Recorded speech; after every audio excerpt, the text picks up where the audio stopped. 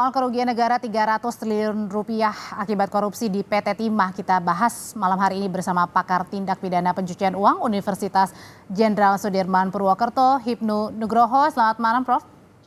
Selamat malam, Mbak. Ya, kami sebenarnya juga sudah mengundang pihak dari Kejaksaan Agung, tapi belum bisa memenuhi undangan Kompas TV. Mungkin karena sebentar lagi juga sedang bersiap konferensi pers malam hari ini berkaitan dengan penyelidikan atau penyidikan di kasus korupsi PT Timah. Prof, saya mau langsung ke Prof Hipnu kalau gitu. Ini kan kerugiannya bertambah, awalnya 271 T, sekarang 300 triliun rupiah. Apa analisanya, Prof? Kemudian ini bisa bertambah sampai 300 triliun? Ya, kan kita lihat kan, namanya penyidikan itu kan serangkaian tindakan penyidik untuk mengumpulkan barang bukti guna menentukan tersangka. Ketika menentukan tersangka berarti kalau ini korupsi berarti ada kerugian negara. Apalagi kalau yang didakwakan adalah pasal 2 dan pasal 3 yang menyebabkan kerugian negara atau perekonomian negara. Ini betul, kerugian negara, jadi kerugian real. Oleh karena itu dalam seperti ini pada saat pelimpahan, nah tadi Pak Jaksa Agung kan segera pelimpahan. Nah, saat pelimpahan itu hitungan yang finish. Kemarin belum finish, baru Kemarin sementara itu ongoing proses. Kerugian kerusakan lingkungan ya, berarti Prof ya? Ya, kerusakan lingkungan yang diakibatkan perbuatan ilegal. Ini yang kita harus bedakan, Mbak. Jangan sampai ini sampai delik lingkungan, tapi inilah korupsi yang terkait dengan iup ilegal, ya kan? Yang kemudian perencanaan yang tidak sesuai rencana, yang menggunakan fasilitas alat yang digunakan untuk tanah-tanah ilegal. Itu yang kita bacakan seperti itu. Dan dari total 300 triliun rupiahnya ini masuk ke dalam TPPU atau nanti dihitung lagi kalau pendalaman di pidana pencucian uang ya?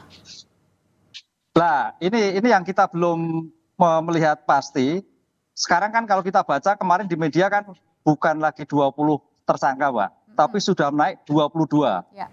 Kan gitu kan, 22. Sekarang kita lihat nanti dari 22 tersangka itu perannya seperti apa. Ini yang belum kita dengar. Nanti mudah-mudahan penyidik penuntut umum bisa melihat suatu bentuk kalau kita dakwaannya nanti itu di splitting 3-3 atau 5-5. Kan gitu, Mbak. Perannya seperti apa? Mana sebagai aktor, mana sebagai merupakan pelaku korupsi asli, mana sebagai yang menerima yang kemarin terkait dengan artis dan sebagainya. Apa yang terjadi? Itu belum. Ini baru kerugian yang terjadi yang dimungkinkan dari hitungan BPKP. Belum nanti aliran ini larinya kemana saja. Itu nanti timbul pada saat pembukaan di persidangan.